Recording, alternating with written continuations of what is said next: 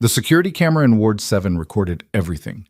It recorded the exact moment Commander Brett Holloway raised his hand and brought it across Nurse Sarah Voss's face, hard enough that the sound carried down the entire hallway of Kestrel Naval Medical Center.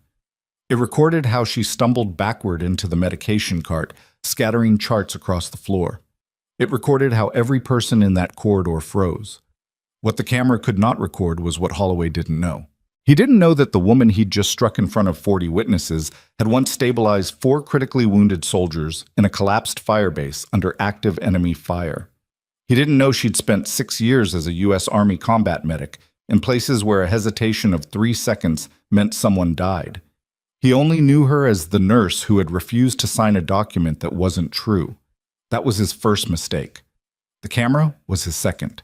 If this story already has your attention, stay with me until the very end, because what comes next is the part most people don't see coming. Hit follow so you don't miss a single second of it, and drop a like if you believe that rank doesn't make a person right. Comment the city you're watching from. I want to see how far this story has traveled. The morning had started the way most mornings did at Kestrel Naval Medical Center. Badly, but manageably so. Sarah Voss arrived at 0610, 20 minutes before her shift officially began, because the night team was always short-handed on Wednesdays, and the handoff notes were never complete. She dropped her bag in the locker room, changed into scrubs, and pulled her hair back in the way she'd been doing it since her Army days. Tight, no pins, nothing that could snag on equipment during a trauma run. She was 33 years old and had worked at Kestrel for 2 years, long enough to know which elevators ran slow, which supply carts had a broken wheel, and which patients in Ward 7 were likely to deteriorate overnight without anyone catching it in the charts. She poured herself a cup of coffee from the break room, drank half of it standing over the sink, and went to find out what the night team had missed. The answer, as it turned out, was quite a bit. Corporal James Witten was in room 714, a 22-year-old Marine who'd come in 3 days prior with a spinal compression injury sustained during a training exercise. He was stable, according to the overnight charts. Blood pressure within normal range, pain levels manageable. Mobilization improving on schedule. Sarah read the chart once, then read it again, standing in the doorway of his room with the morning light coming in gray through the window blinds. Then she walked in and started asking questions. Witten was polite, clearly uncomfortable, and very careful about what he said. He mentioned his back pain in passing, almost like an apology. He said he hadn't slept much. He shifted position in the bed while they were talking, and she watched his jaw tighten in a way that had nothing to do with stiffness. "On a scale of 1 to 10, she said, "and I need you to be honest with me. Not the number you told the last shift, the real number." Witten looked at the door, then back at her. 7, maybe 8. The chart said 4.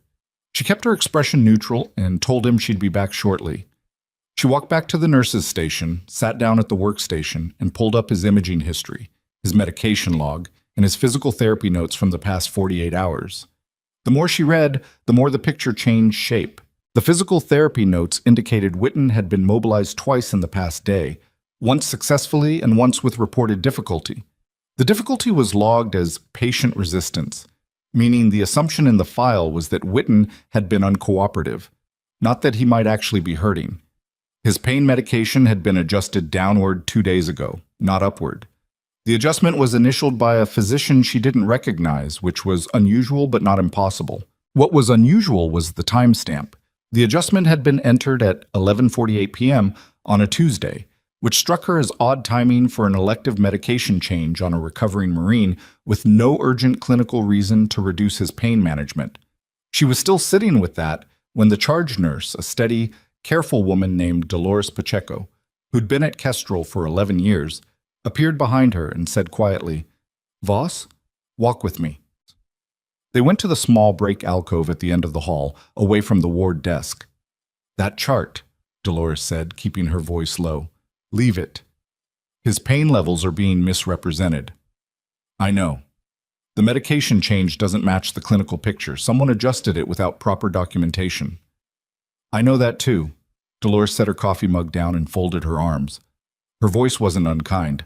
It was careful in the way things are careful when they're close to something dangerous. "This is Commander Holloway's patient. He personally reviewed the case and signed off on the treatment protocol. Sarah had heard Holloway's name since her second week at Kestrel. He was 47, a career naval officer who held a joint administrative and clinical role, overseeing the trauma wing and maintaining direct authority over a roster of high-profile patients, which in a naval medical center meant active-duty personnel whose cases carried institutional weight. He had the kind of rank that made people speak more carefully when he entered a room. He had the kind of confidence that came from never having been seriously wrong in front of anyone who mattered. If Witten's injury is more serious than what's documented, Sarah said, and he's being under-medicated and pushed through PT on a timeline that's too aggressive, the commander has reasons, Dolores said, and those reasons are above my pay grade and probably above yours too. What reasons justify falsifying a patient's pain levels? Dolores was quiet for a long moment. Witten's injury happened during a training exercise that Holloway was supervising. There's going to be a review board. Holloway's career trajectory runs directly through how that review goes. Sarah didn't say anything. The shape of it was clear enough without saying it. I'm not telling you to lie, Dolores said. I'm telling you to be careful about what you're walking into. Holloway has been here for 14 years. He has relationships with people above him and people below him, and not a single person on this ward has successfully pushed back against him and come out the other side looking fine. She picked up her coffee mug. I've seen it. Sarah looked back down the hallway toward room 714. He's in pain, she said. That's not a political judgment. That's a clinical observation. Dolores didn't answer. She walked away. Sarah spent the next 40 minutes doing what she knew how to do, which was her job. She completed a full pain assessment on Witten using a standardized scale, documenting each component separately: verbal report, behavioral indicators, physiological markers. She ordered a secondary imaging consult through the attending physician on call, Dr. Nadia Solis, who was new enough to the ward that she didn't yet fully understand who owned what territory on the floor. Solis reviewed Witten's case without apparent concern and co-signed the consult request without hesitation. Then Sarah updated the nursing notes in the electronic record to reflect the accurate pain assessment, flagged the discrepancy between the documented score and the current clinical presentation, and submitted an internal quality report through the hospital's patient safety system. She did all of this in the normal course of doing her job, using the tools the hospital provided for exactly this purpose, in the precise manner her training had taught her. She was not dramatic about it. She was not loud about it. What she didn't know was that the hospital's administrative alert system automatically notified the supervising officer whenever a quality report was filed on one of their patients. At 8:47 a.m., Commander Brett Holloway received a notification on his phone. At 9:03 a.m., he walked on to Ward 7. Sarah was at the medication cart outside room 711, preparing a dosage draw for another patient, when she heard his voice behind her. Nurse Voss. She turned around. Brett Holloway was a large man, not physically imposing in the way of someone who maintained fitness, but substantial in the way of someone who had occupied positions of authority for long enough that his presence had a different kind of weight to it. He was in uniform, which he wasn't always, and he was not alone. A lieutenant named Garza stood half a step behind him, holding a tablet, and 2 hospital security officers had materialized at the hallway junction like they'd been there all along. Commander, she said, I reviewed the report you filed this morning. He kept his voice even and professionally flat, the way people keep their voices when they want to signal that they are being restrained. And I reviewed the consult request you submitted without authorization. I submitted it through Dr. Solis. She co-signed. Dr. Solis does not have primary authority over this patient. She has attending authority on the floor this morning. Something shifted in his expression, Aski said. Small, but visible. He was not used to being answered directly. You filed an inaccurate quality report based on a misreading of the clinical data. The clinical data that I documented this morning is accurate. The pain scores in the existing chart are not consistent with the patient's current presentation. You're calling my documentation false. I'm documenting what I observed. The hallway had gone quiet. This was the part Sarah noticed without looking directly at anyone. The way the ambient sounds of the ward had lowered, the way other nurses and orderlies had slowed down or found reasons to stop near the edges of her peripheral vision. Someone was watching. Several someones. I want that report retracted, Holloway said. I want the consult canceled. And I want a corrected entry in the nursing notes that reflects the accurate clinical picture. The accurate clinical picture is what I documented. I'm giving you a direct order, Nurse Voss. You can give a clinical directive, she said. You can't order me to document something that isn't true. That's not how patient safety reporting works, and it's not within your authority to override it. The pause that followed lasted approximately 3 seconds. Later, she would think about those 3 seconds. How clean they were, how inevitable what came after them had probably always been. Holloway stepped forward and struck her across the face. The sound of it was flat and sharp, a concussive report in the silence of the hallway, and she went sideways into the medication cart, catching it with both hands as it rolled under her weight. Charts hit the floor. A plastic medication tray clattered off the top of the cart and skipped across the tile. She straightened up slowly. Her cheek was burning. Her vision had sparked white for a half second and was now back. She could feel her pulse in her face, and she could hear very clearly absolute silence in the corridor. Holloway's expression had barely changed. He looked like a man who had done something slightly more than he intended and had decided immediately to hold the line rather than retreat from it. "You are insubordinate," he said. "You are a danger to this ward, and you are going to be escorted out of this facility."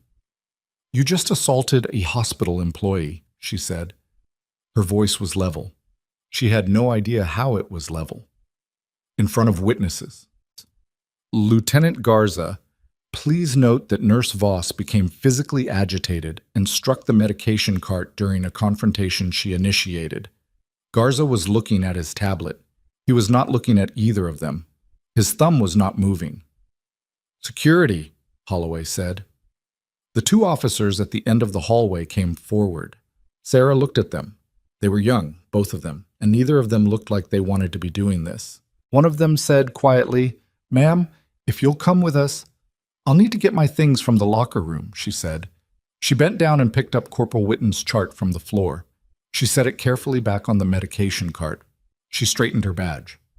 "No one," Holloway said, raising his voice slightly now, enough for the hallway to hear, enough for it to carry, "is choosing a nurse over a naval officer. Not on this ward, not in this hospital." Sarah turned and walked toward the locker room between the 2 security officers. She did not look back. What she didn't see, what she couldn't have seen, was the far end of the hallway, where a man in a patient gown had stopped his slow, deliberate walk from his room toward the ward exit. He had a cane in his right hand and a hospital bracelet on his left wrist, and he had been watching every second of what had just happened.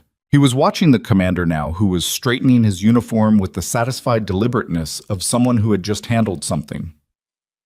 The man with the cane didn't say anything. He didn't have to, not yet. He turned around, slowly and carefully, the way a person moves when their body has not yet fully recovered from things that had been done to it in places most people in that hallway would never see, and he walked back to his room. His name was Petty Officer First Class Darius Holt. He had spent 11 years with Naval Special Warfare, and he had a phone, and the video recording he had just made was 4 minutes and 37 seconds long, and it was already saved to 2 separate cloud accounts before the security officers had walked Sarah Voss around the corner. The formal suspension notice was waiting at the nursing station when the word got back. Sarah had been at Kestrel long enough to know that institutional machinery, when it was motivated, moved fast. She received the suspension paperwork through the hospital's HR portal at 10:14 a.m., less than 90 minutes after the incident in the hallway. The notice cited disruptive conduct, insubordination, and physical agitation resulting in disruption of ward operations. The summary of events described her as having become verbally and physically combative during a routine clinical review. She sat on the bench in the locker room and read the document twice. The charge of physical agitation referred, she understood, to the medication cart. She had caught the medication cart. She had caught it because someone's hand had hit her face and her body had gone sideways. This was, apparently, her disruption. She changed out of her scrubs in the locker room, put her civilian clothes back on, and sat for a moment with her hands flat on her knees. The side of her face had stopped burning and was now just sore, a deep tissue ache that she recognized from a long time ago, from places where you documented injuries the way you documented everything else, clinically, factually, without the luxury of sitting with how it felt. She was not going to sit with how it felt right now. She was going to think clearly. The quality report she'd filed was still in the system. She had not retracted it, and she was not going to retract it. The nursing notes she'd documented were time-stamped and co-signed by Dr. Solis. The imaging consult request existed in the system. These things were not going away simply because she'd been walked out of the building. What she had no control over was the security footage. She didn't know if the camera in Ward 7 actually covered that section of the hallway. She didn't know if anyone would pull it. She didn't know if anyone who had been standing in that corridor would say what they'd seen, or if the institutional gravity of Holloway's rank would pull the silence over the whole thing like a tide coming in. She gathered her bag, stood up, and walked out of Kestrel Naval Medical Center through the side entrance into a parking lot where the October wind was coming in hard off the bay. She sat in her car for a while and did not drive anywhere. Inside the hospital, Commander Brett Holloway moved through the morning with purpose. He met with the hospital's chief administrative officer at 10:30. He submitted a formal incident report, his version of the morning, before noon. He made 3 phone calls from his office with his door closed. By early afternoon, the story that was circulating through the hospital, through the careful channels of things that get circulated without being officially said, was that a nurse had filed a retaliatory report against a supervising officer, had become disruptive when confronted, and had been appropriately removed from her duties pending a formal review. Lieutenant Garza said nothing that contradicted this. Several nurses and orderlies who had been in the hallway said nothing at all. Dolores Pacheco filed no report. Holloway reviewed the patient file for Corporal Witten at 1 p.m. and submitted a revised clinical summary that addressed the pain assessment discrepancy as a documentation error that had been corrected upon supervisor review. He noted in the file that the original consulting nurse had been removed from the case. He had been doing this for a long time, managing the space between what happened and what was officially documented. He was good at it. He had survived 2 prior complaints, 1 internal review and 1 informal inquiry from the nursing staff union. He knew how these things went. He knew that the people with the most to lose from standing against him would stay quiet, and the people with the least to lose were the ones easiest to dismiss. What he did not know was that Darius Holt had submitted the video recording to his team leader, who had forwarded it up a chain that moved considerably faster than hospital administration. And he did not know that Corporal James Witten, at 2:15 in the afternoon, had asked a different nurse to help him file a patient advocacy complaint. Not because anyone had told him to, but because his back was still at a 7, and the PT team was scheduled again for Thursday morning, and he was 22 years old and scared about what that meant. These were the things Holloway didn't know yet. The morning passed into afternoon. The afternoon got quiet. At 4:47 p.m., the emergency broadcast went out across the hospital's paging system, clipped and immediate and without preamble. Multiple trauma incoming, mass casualty event, all available clinical staff to the emergency department, all available clinical staff. A Navy helicopter had gone down 12 miles out, 7 personnel aboard. The preliminary report said 4 critical. The flight time to Kestrel was 8 minutes. The hospital lurched into motion. In the parking lot on the far side of the building, Sarah Voss had still not driven away. She hadn't been able to make herself start the car. She'd been sitting there going over the timeline in her head, thinking about what existed in the system and what could be erased, and what Witten's PT session on Thursday might do to an injury that wasn't being properly treated. She heard the overhead paging through someone's open window in the lot. She sat with it for exactly 4 seconds. Then she got out of her car. She moved fast across the parking lot, not running. Running looked like panic, and panic got you stopped at the door. But moving with the kind of purposeful speed that hospital staff recognized as belonging to someone who knew exactly where they were going and why. The side entrance was still coded to her badge. That was either an oversight or it hadn't been deactivated yet. The administrative suspension had been processed quickly, but the facility access system ran on a different clock, updated in batches overnight rather than in real time. She swiped through without slowing down and the door opened and she was inside. The emergency department was already a different place than it had been that morning. The overhead lights in the trauma bay had that particular quality they got during a mass casualty activation, brighter somehow, more deliberate, like the building itself had changed its posture. She could hear the radio traffic from the ambulance bay before she rounded the corner, could hear the charge nurse calling for blood product inventory, could hear someone wheeling a crash cart with a wheel that needed grease. She went straight to the trauma coordinator's board, read the incoming information in about 6 seconds. 4 critical, 3 serious, ETA, now 4 minutes based on the updated flight track, and grabbed a pair of gloves from the dispenser on the wall. Voss. She turned around. Dr. Nadia Solis was standing at the edge of the trauma bay with a look on her face that was somewhere between relieved and deeply uncertain about whether relief was appropriate. "You got the page," Solis said. "I was still in the lot." Solis glanced toward the corridor that led back toward the main hospital. She was 29, a second-year attending who had come to Kestrel from a civilian residency program, and she was good, quick, steady, not prone to hesitation in acute situations. She was, however, very much aware of what had happened on Ward 7 that morning. "Holloway's going to know you came in." "Holloway's going to be busy," Sarah said. "Where do you need me?" Solis made a decision in about a half a second. "Bay 3. Airway equipment is on the left, chest set is already open. I need someone who's run trauma triage before because my senior nurses are spread across 2 bays, and I have one person in 3 who has never worked a mass casualty." "I've got it." She was already moving toward Bay 3 when she heard it, Holloway's voice coming from the direction of the main corridor, controlled and carrying. "Who authorized her re-entry?" She didn't stop. She heard Solis behind her say something low that she couldn't make out, and then she was in Bay 3, and the first helicopter was touching down on the roof pad, and there was no more time for any of it. The first patient came down from the roof on a gurney at a near run, 2 flight medics alongside him, one of them calling out vitals in the compressed cadence of someone who had been doing it for a while and didn't use extra words.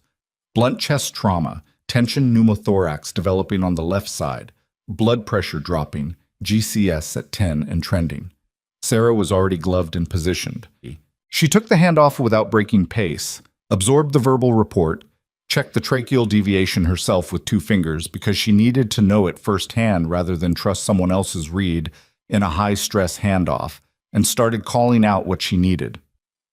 The resident who came in behind her was a young man named Dr. Pratt, who was approximately 6 months out of medical school and was operating right at the edge of his training envelope. She could tell immediately, not from incompetence, he wasn't incompetent, but from the slight lag between observations and actions, the half-second pause before each decision where he was checking himself against his internal protocol checklist. "Needle decompression, second intercostal space, mid-clavicular," she said, not as an order, but as a statement of what needed to happen, and Pratt reached for the kit. "I've got it," he said, and he did. His hands were steady, the angle was right. He looked up at her after, and she gave him a brief nod. The next 40 minutes were not smooth. They were not the kind of efficient orchestrated response that gets described in hospital training scenarios. They were loud, occasionally contradictory, full of the small frictions and near misses that happen when a medical team is running at capacity with mixed experience levels and inadequate staffing. A medication draw got confused and had to be redrawn. One of the incoming patients was more critical than initially triaged and had to be bumped to the primary bay, which cascaded into a resource reshuffling that ate up 2 minutes nobody had. A nurse who'd been on her feet for 11 hours started to lose the thread during a complex wound assessment, and Sarah caught it, stepped in, redirected without making it a thing. She had done this before. Not in a hospital. In places where the ceiling above you was not always intact, and the supplies were what you'd carried in on your back. The specific texture of crisis was not new to her nervous system, and that familiarity was not a comfortable thing. It was simply a thing, a fact about how she was built now, 6 years of Army medic work having rewired certain responses into something more automatic than thought. She moved through it the way she'd learned to move through it. One problem, then the next. Don't get ahead of what you can see. Keep the room's information flowing so that everyone working in it has what they need. She didn't think about the suspension paperwork. She didn't think about Holloway. She thought about airways and pressure readings and the blood volume math on a 31-year-old with 2 compromised vessels in his lower abdomen. Awesome. Brett Holloway appeared at the entrance to the trauma bay at 5:22 p.m. He stood there for a moment, taking in the organized chaos of the room, the multiple bays, the movement, the sound, and his eyes found Sarah in about 3 seconds. She was at the central station, updating a trauma flow sheet, calling a reading back to Pratt across the room. She didn't see Holloway immediately. She was looking at the chart, He crossed the trauma bay with the particular walk of someone who has decided that proximity is a form of authority, and he stopped about 4 feet from her left shoulder. "You need to leave this department," he said. She finished writing the number she was writing. She looked up. Around them, the trauma bay continued its motion. Nobody stopped. Nobody turned. But the quality of the room's attention shifted in the way that rooms do when something has changed inside them. "I'm mid-patient," she said. "You are suspended from this facility. Your access should not have been active, and it will be deactivated within the hour. You have no authority to be providing clinical care, and anything you've touched in the past 40 minutes is a liability exposure for this hospital." Dr. Solis appeared from the direction of Bay 2. She was pulling off a pair of gloves, and her expression was the expression of someone who was actively calculating whether they were about to do something professionally dangerous. "Commander," Solis said, "we have 7 incoming trauma patients, 3 of whom are still in acute stabilization. I am short 2 experienced nurses, and the shift supervisor is managing a code in the cardiac wing. I need—" "Dr. Solis, this is not your decision." "With respect, sir, in the emergency department during an active mass casualty event, clinical resource allocation is exactly my decision." Holloway looked at her the way he looked at things that were temporarily in his way. "I will have your department head on the phone within 10 minutes. Then I'll brief him on the clinical situation when he calls," Solis said. Her voice was steady, but there was a tightness around her eyes that wasn't quite steadiness. She was scared. She was doing it anyway. "Right now, I need Nurse Voss in Bay 3. Holloway turned back to Sarah. "If you remain in this department, the suspension becomes a termination. I'll make sure the board understands you forced re-entry into a facility that had removed your access." Sarah looked at him for a moment. "The patient in Bay 3 has a grade 3 liver laceration and a blood pressure that's been hovering at 80 systolic for the past 11 minutes, she said. "When it drops below 70, Pratt is going to need someone next to him who's managed hemorrhagic shock before. That's what I'm doing right now." She turned back to the chart.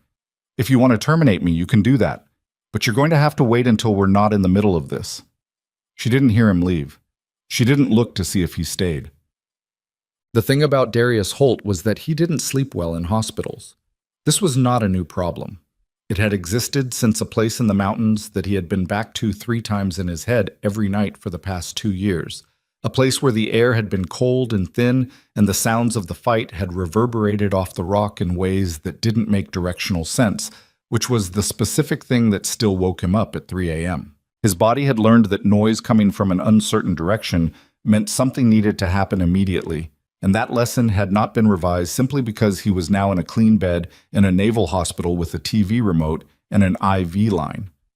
He'd been doing his afternoon walk, slow, careful, the physical therapist's prescribed distance, not a step more, when the incident had happened on Ward 7. He'd been returning from the PT suite and had taken the long route back because the long route went past the windows that looked out over the water, and looking at the water helped. He'd seen everything. He'd recorded it on his phone before he'd fully processed the decision to do so, a reflex from years of operating in environments where documentation was the difference between what happened and what could be proven to have happened. Back in his room, he'd reviewed the footage once, assessed it with the same flat pragmatism he applied to tactical information, and made 3 decisions quickly. First, he was going to send this to someone he trusted rather than to someone in the hospital chain of command, which was clearly compromised at the Holloway level. Second, he was going to find out who the nurse was. Third, he was going to do something about it. The finding out who part had taken about 20 minutes. Darius Holt had been doing low-profile information gathering in hostile environments since he was 24 years old, and a hospital, while challenging in the sense that he was working with a compromised hip and an IV line, was not a hostile environment in any meaningful tactical sense.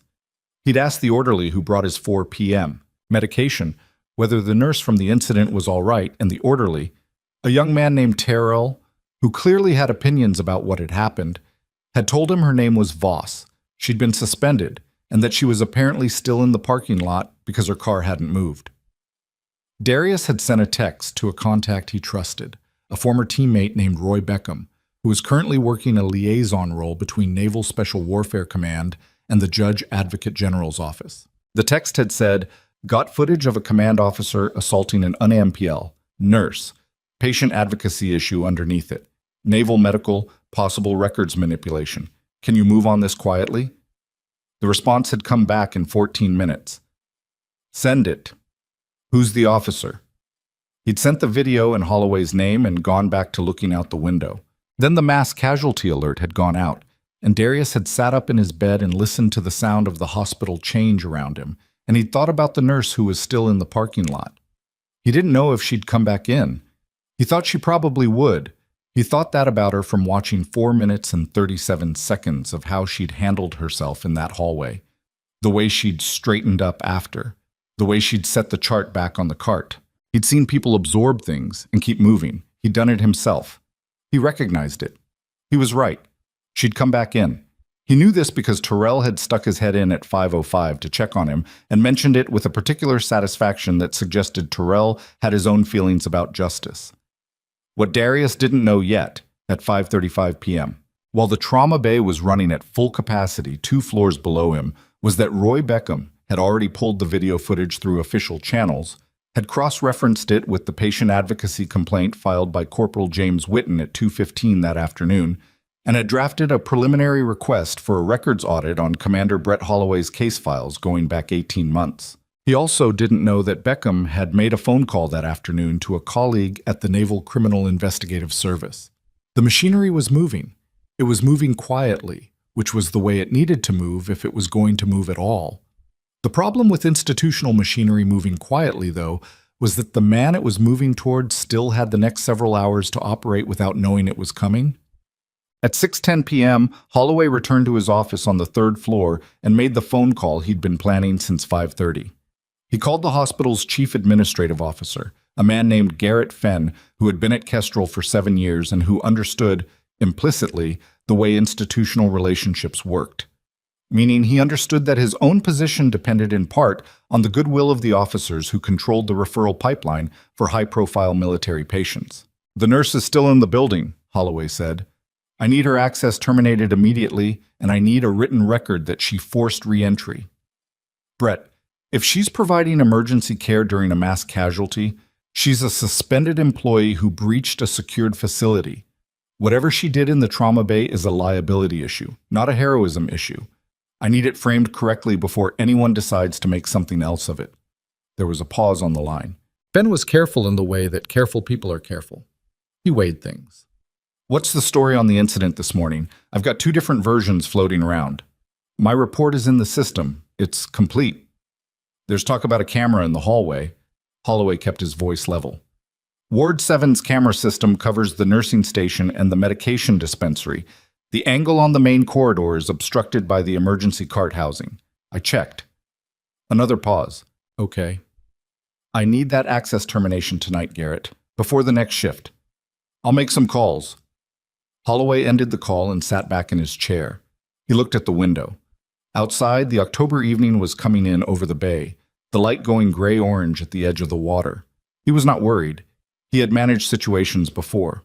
He had a 14-year record at this institution, a clean performance file, and a relationship structure with the senior administrative tier that went deep enough to weather a complaint from a suspended nurse who had, by the documentation, behaved disruptively and forced herself back into a facility that had removed her access. The security footage was not a problem. He was sure of that.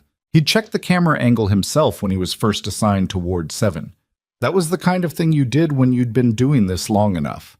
The primary corridor had a dead zone near the medication cart housing. He'd always known it was there. What he hadn't considered was the phone. Plum. The last critical patient from the helicopter crash was stabilized at 7:18 p.m. Sarah stood at the edge of the trauma bay and felt the specific exhaustion that comes after high-intensity clinical work, not tired in the ordinary way, but hollowed out in the muscles, like the energy had been burned completely through, and what was left was just the structure. She'd been on her feet for nearly 3 hours without sitting. She'd had nothing since the half cup of coffee that morning. "Doctor." Pratt was at the central station, updating notes with the slow deliberateness of someone working through the tail end of an adrenaline crash.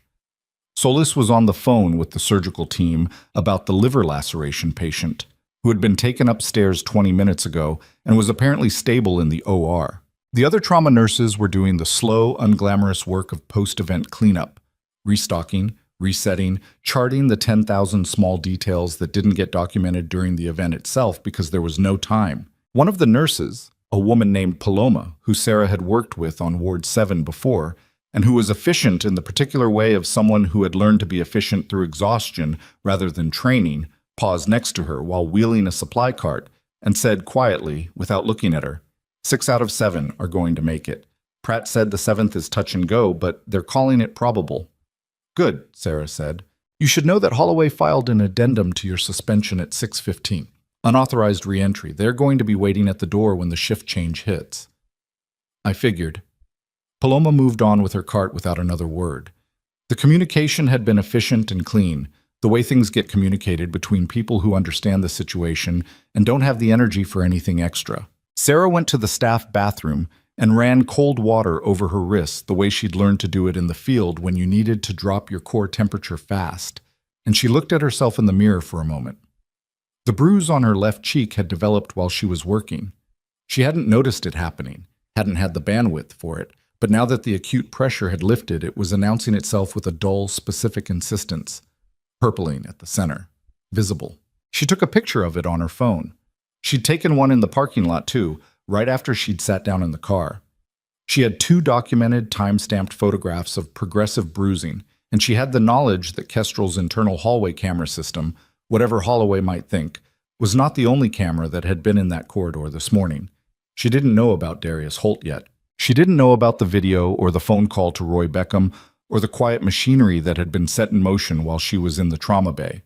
She only knew what she had, which was a bruise and a time-stamped photo and a quality report that was still in the hospital's safety system because she had filed it and not retracted it. That was something. She didn't know yet if it was enough. She dried her hands and walked out of the bathroom. Garrett Fenn came down to the emergency department at 7:45 p.m. He was a slim man in his mid-50s who wore his administrative authority the way people wear something they've owned a long time, comfortably, without thinking about it. He found Sarah at the supply station and delivered the message with the professional neutrality of someone reading from a prepared text. Her facility access had been revoked effective immediately. The unauthorized re-entry would be included in the formal suspension documentation, and she was to leave the building through the main entrance where she would need to surrender her badge to security. I understand, she said. For what it's worth, Ben said, lowering his voice slightly and glancing toward the trauma bay. The department did good work tonight. Tell that to whoever files my termination papers. Fenn didn't answer that. He escorted her to the main entrance himself, which was either courtesy or supervision, and stood while she handed her badge to the security officer at the desk. She walked out into the parking lot. The night was cold and clear, the bay black in the distance, the hospital's lights bright behind her.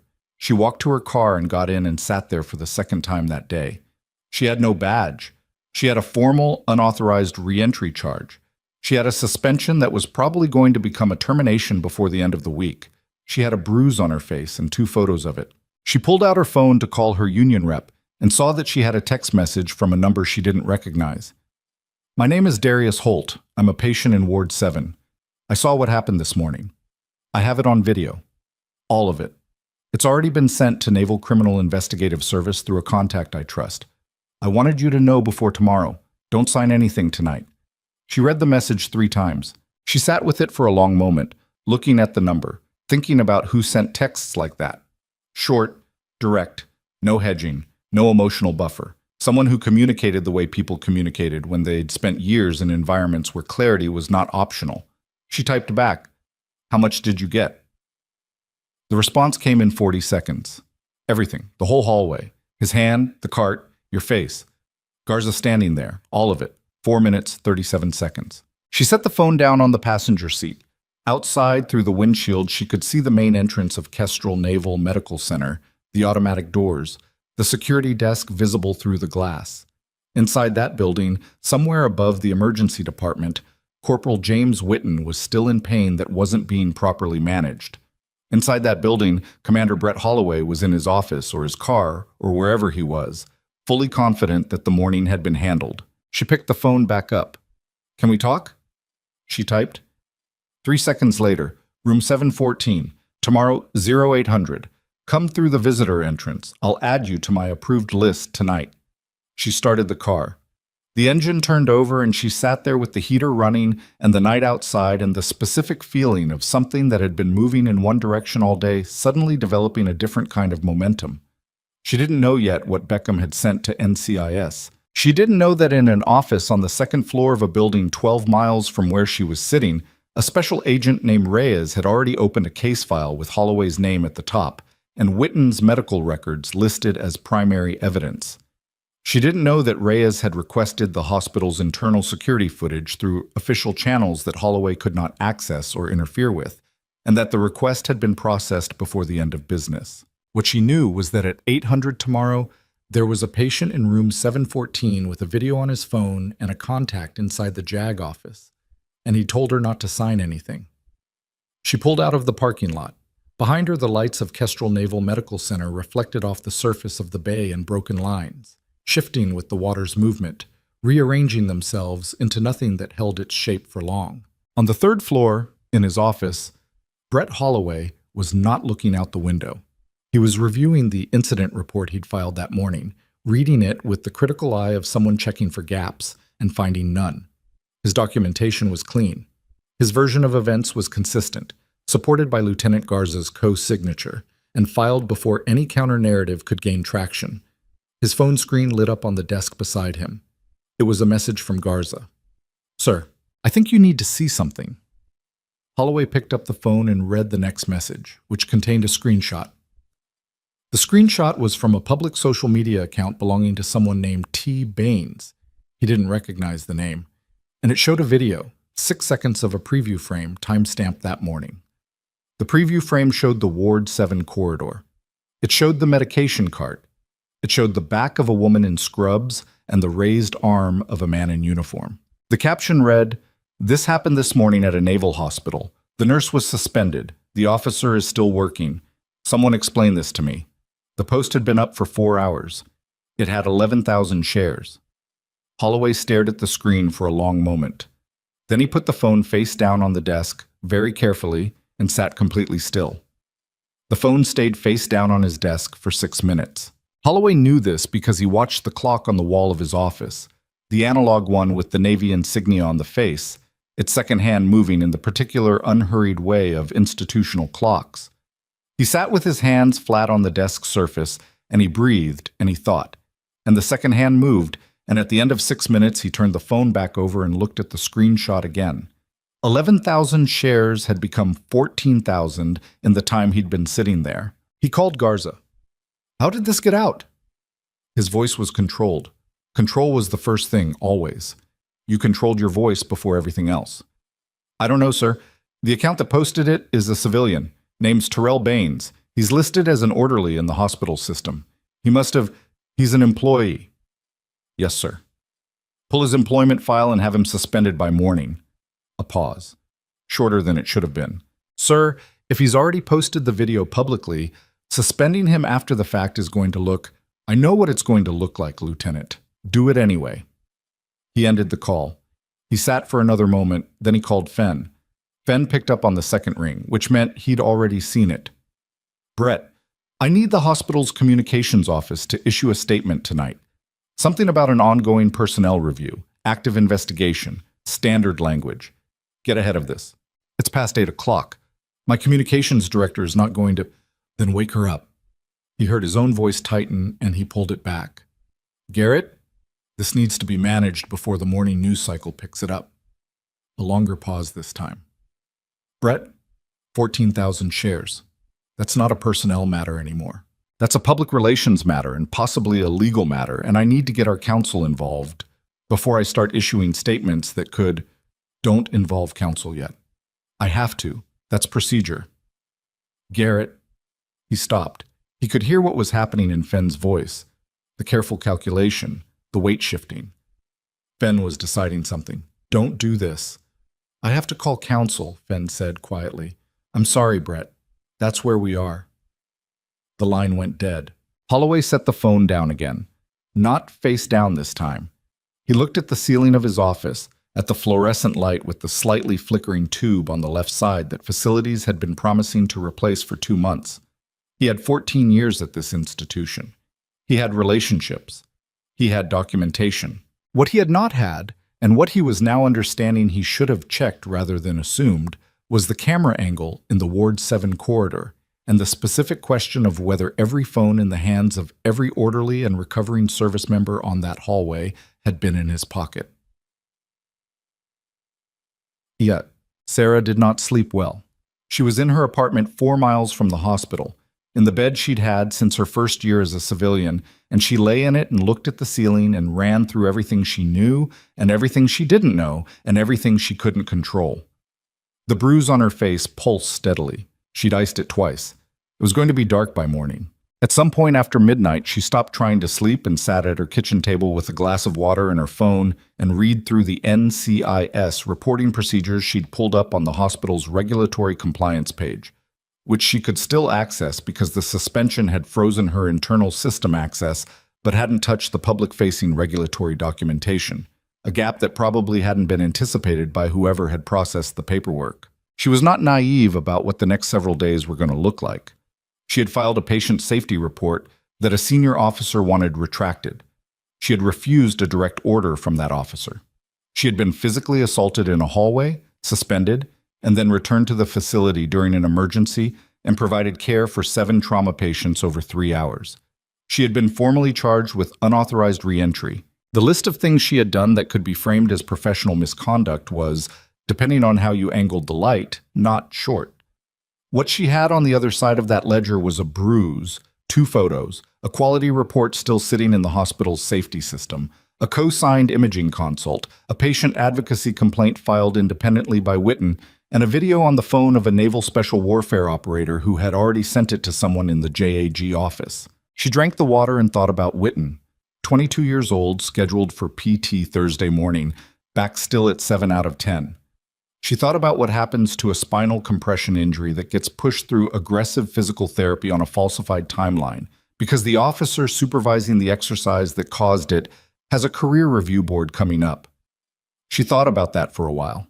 At 5:30 a.m., she got up, showered, dressed, and drove to the hospital. She went to the visitor entrance at 7:50, gave her name at the desk, and waited. The woman at the desk checked something on her computer and said, "Room 714, you're on the list," and gave her a visitor badge, and Sarah clipped it to her jacket and took the elevator to the 7th floor and walked down the hallway. That yesterday morning had been the center of everything, past the medication cart that was exactly where it always was, under the fluorescent lights that hummed at exactly the same frequency and knocked on the door of room 714. Darius Holt was sitting up in bed with the TV on mute and a tablet on his lap when she came in. He was built in the way of someone who had been very physically capable and was temporarily, partially reduced. The kind of build that was still visible underneath the hospital gown and the slightly too slow movement of a healing hip. He had a quality of stillness that she recognized from certain people she'd worked alongside in the Army, people whose composure wasn't performed, but structural, built into the way they sat in a room. He looked at her face first, at the bruise, and his expression didn't change, but something in it registered. Then he looked at her eyes. "Voss?" he said. "Holt." She sat in the visitor chair. For a moment, neither of them said anything, which was fine. It didn't have the texture of awkwardness. It had the texture of 2 people who didn't require preamble. "NCIS opened a case file last night," he said. "My contact confirmed it this morning. They've already requested the hospital's internal security footage through an official channel Holloway can't touch." "He told someone he checked the camera angle," she said. "He thinks the corridor was in a dead zone." "It mostly is." Darius turned the tablet toward her. "But I wasn't using the hospital camera." She looked at the tablet. He had the video cued at the beginning, the wide hallway, the medication cart on the left, Holloway approaching from the direction of the main corridor with Garza behind him. The audio was surprisingly clean. The phone had been at his side, partially concealed, and the angle wasn't perfect. There were moments where the framing was off, where a shoulder or an elbow cut across the critical action, but the moment itself, the strike, was completely visible, unambiguous. The sound was there. She watched it once. She handed the tablet back. Who else has this? My contact at JAG, NCIS as of last night through him, and about 200,000 people on the internet as of this morning. He said this without inflection, as a fact.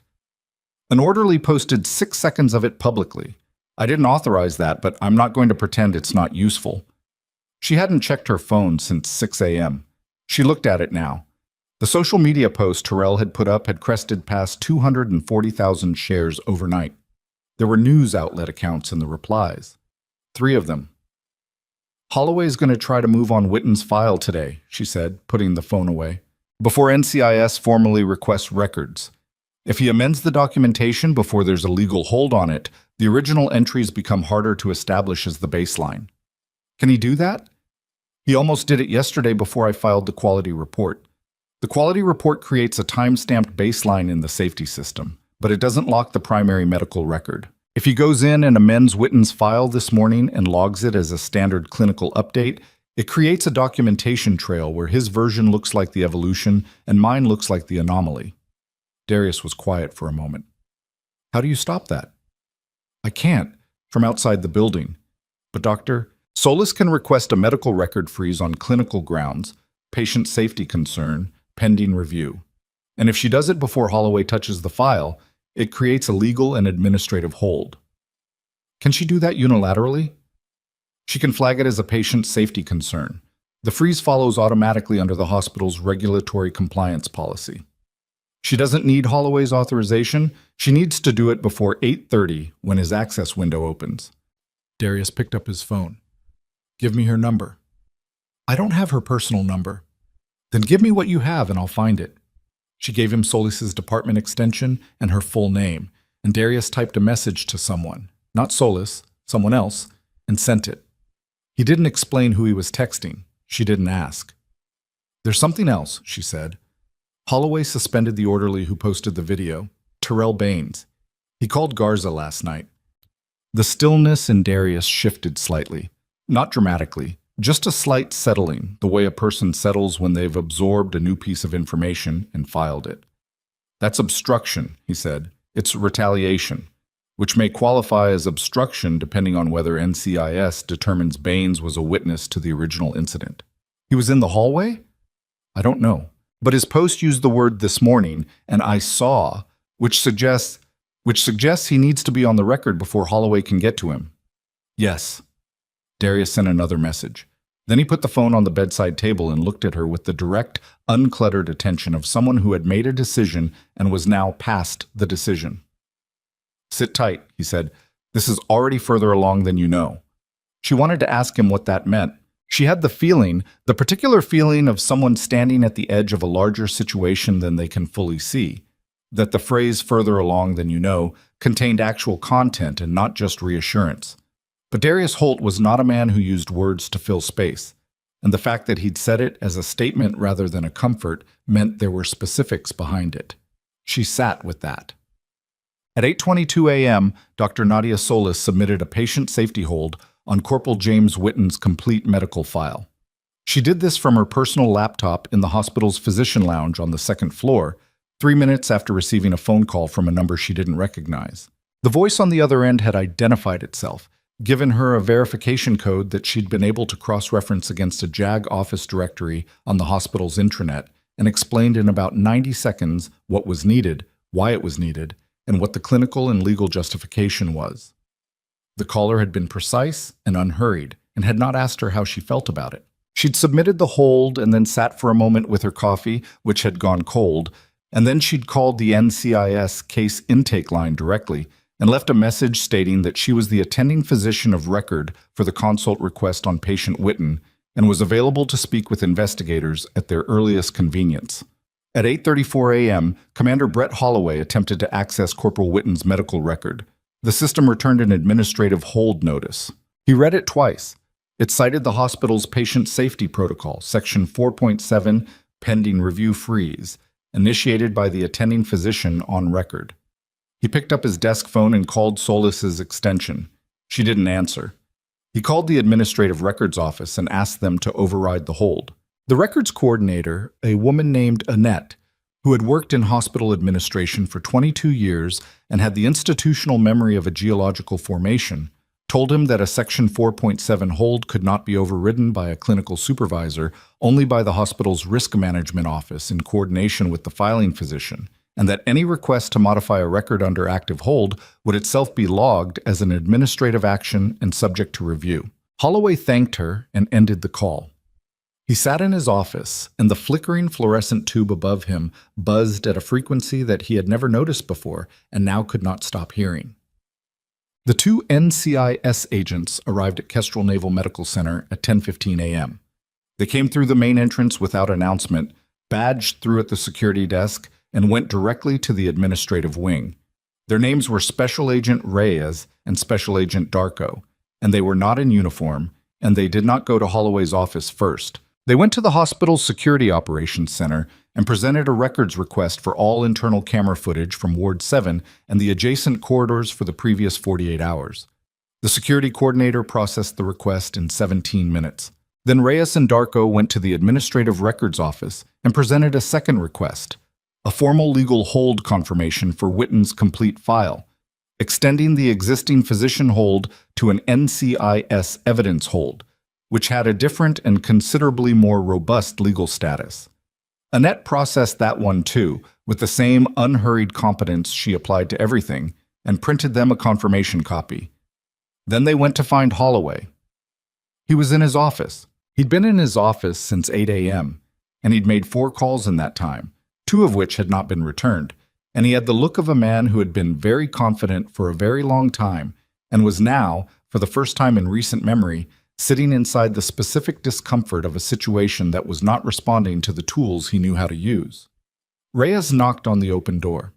"Commander Holloway, I'm Special Agent Reyes, NCIS. This is Special Agent Darko. We'd like to speak with you." Holloway looked at them. "I'd like my JAG representative present." "That's your right," Reyes said. "We can schedule a formal interview with representation. In the meantime, we're here to inform you that your access to the medical records system has been suspended pending our investigation and will need your hospital-issued devices for forensic review." A pause. "My devices.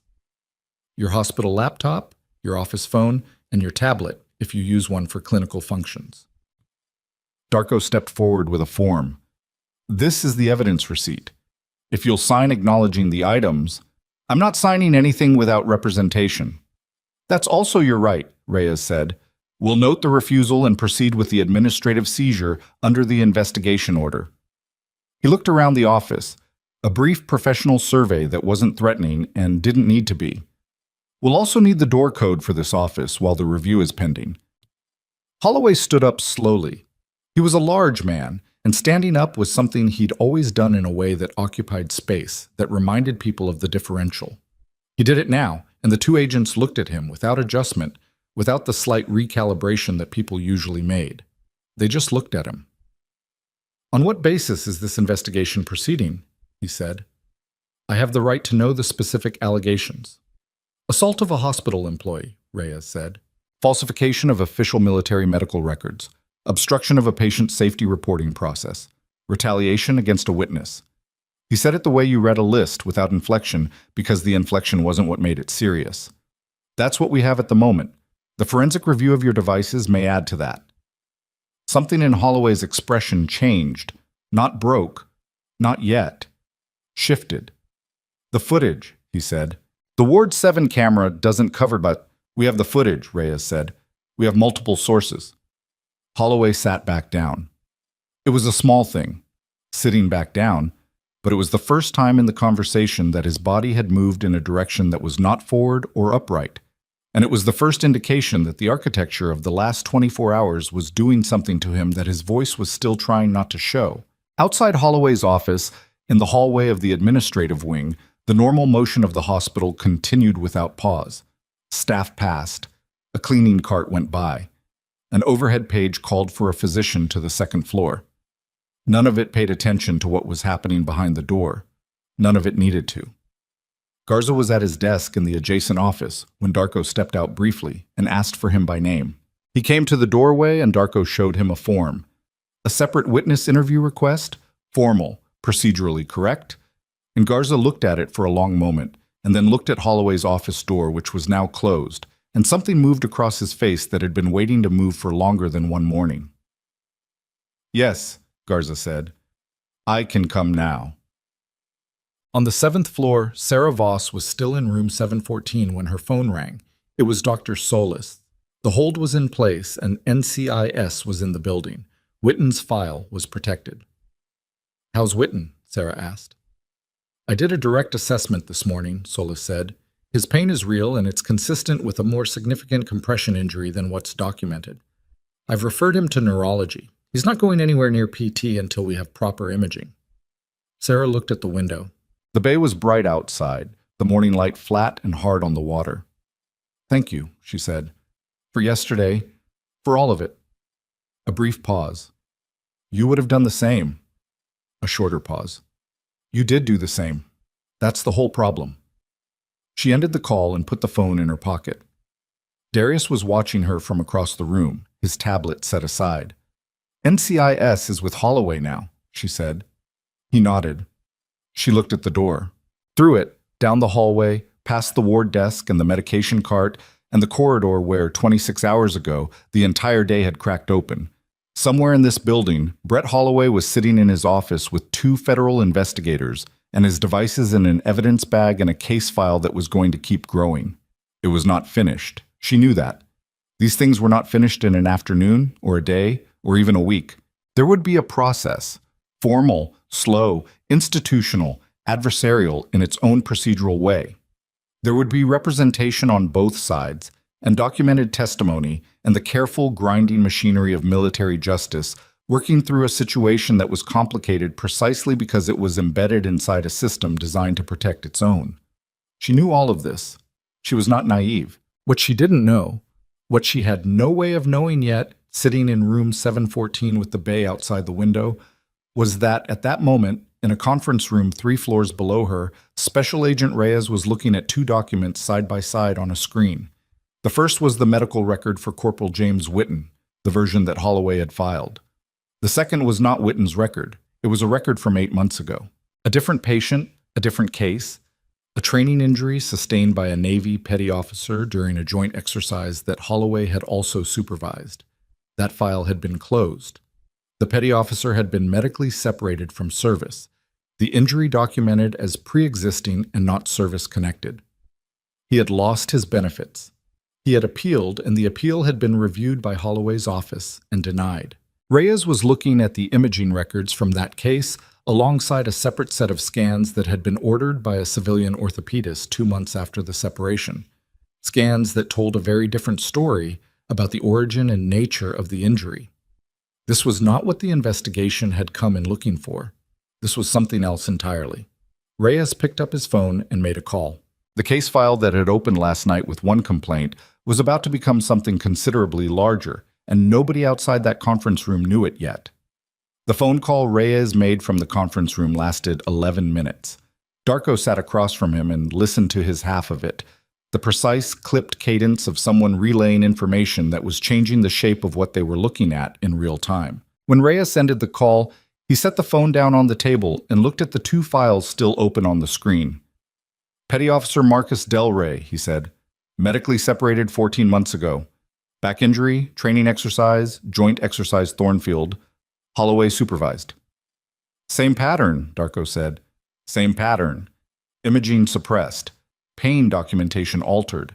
Separation pushed through on a compressed timeline." Reyes leaned back in his chair. "Del Rey filed an appeal. It was reviewed by Holloway's office. And denied. And denied. By Holloway himself." He pulled up a 3rd file on the screen, one that had been attached to Beckham's original transmission from JAG. Beckham flagged a 3rd case when he sent the Witten materials over. A Lance Corporal 2 years ago. Different injury, same mechanism, Holloway supervised exercise, documentation irregularities, aggressive medical separation timeline. Darko was quiet for a moment, running the arithmetic. "He's been doing this for at least 2 years. At least. We may find more when forensics gets into the devices." Reyes looked at the door. "What we've got on the table right now is Witten, Del Rey, and the Lance Corporal. 3 cases with documented evidence of record manipulation, two of them resulting in adverse service outcomes that stripped those men of benefits. One of them, Witten, still in the building. And the assault on Voss, which is the only reason any of this is visible right now. He said this without irony. It was simply the factual sequencing. She filed the quality report. He reacted, and that reaction put this in front of us. Darko picked up his pen and made a note. We need Garza's complete testimony before Holloway has time to reach him. He's been co-signing documentation. He's either complicit or he's been pressured into it. And either way, we need him on the record now, not after he's had a conversation with someone who tells him to remember it differently. He's in interview room 2. I know. Darko stood up. You want to take Holloway's devices to forensics personally, or should I? I'll do it. You take Garza. Reyes closed the screen. And get someone to locate Terrell Baines. I want to know exactly what Holloway said to him, and exactly when. The interview with Garza lasted 2 hours and 19 minutes. He came into the room with the look of someone who had been deciding something for a long time, and had finally, with a relief that wasn't comfortable but was real, stopped deciding. He sat down across from Darko without being told to, and he folded his hands on the table and he talked. He talked about the morning of the incident, the sequence of events, where he'd been standing, what he'd heard, what he'd seen. He confirmed that Holloway had struck Nurse Voss. He confirmed that the report he'd co-signed that morning had not accurately reflected the incident. He said he'd been told what to write and had written it because he was a lieutenant and Holloway was a commander, and the gap between those two things, inside the specific culture of this institution, had felt unsurvivable. He said that last part with the particular flatness of someone who understood, now, that it was not a good reason. Darko did not tell him whether it was a good reason or not. That wasn't the interview's purpose. He also confirmed two things that widened the investigation further. First, that Holloway had asked him approximately 6 weeks ago to review and co-sign a documentation amendment on a prior patient file, a file Garza now understood, from what he'd been shown before the interview began, was almost certainly the Delray case. He'd done it. He told himself at the time that it was administrative cleanup on a closed case. He hadn't looked closely enough. Second, Holloway had made a call the night before, the call Garza had overheard fragments of from his adjacent office, in which he told someone, not Fenn, a different voice, that the footage that had been posted online was incomplete and that the hallway camera dead zone would protect him. He'd said the words, "I've managed this before," and then something Garza hadn't caught. Darko wrote this down and asked Garza to repeat it twice, carefully, so the phrasing was exact. "I've managed this before." That sentence was going to appear in a court document eventually, attributed to a witness, and it was going to carry the specific weight of something a person says when they believe they are still safe. Sarah left Darius Holt's room at 11:15 a.m. She didn't want to stay too long. He was a recovering patient, and she was aware of the line between gratitude and imposition, even if he hadn't indicated one. He told her to keep her phone on and to not go anywhere she couldn't be reached by Beckham or NCIS, and to eat something because she looked like she hadn't. That last part had been delivered in exactly the same tone as the rest of it, which was part of what made it land. She took the elevator down, walked through the visitor lobby, and stopped at the vending machine in the atrium and bought a granola bar and a coffee from the machine and sat on one of the lobby benches and ate and drank and watched the hospital move around her. The automatic doors at the main entrance opened and closed. A family came in with flowers, a child holding the stems with both hands. A pair of orderlies passed with an empty gurney, talking about something that made one of them laugh. The ordinary machinery of the place continued at its ordinary pace, indifferent to the conference room on the 3rd floor and the interview room on the 2nd floor and the specific unraveling that was happening inside both. She was thinking about Marcus Delray. She didn't know that name yet. She didn't know anything about what Reyes had found, about the 3rd file, about the scope of what the investigation was becoming.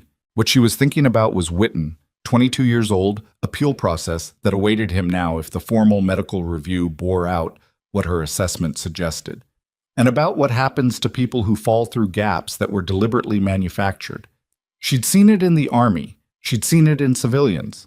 The specific pattern of an institution closing ranks around a mistake, and the person who got compressed by that closure simply having to absorb it, because the gap between what they knew and what could be proven was managed carefully by someone with more resources than they had.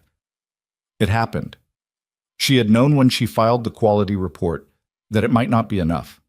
She had filed it anyway. Her phone rang.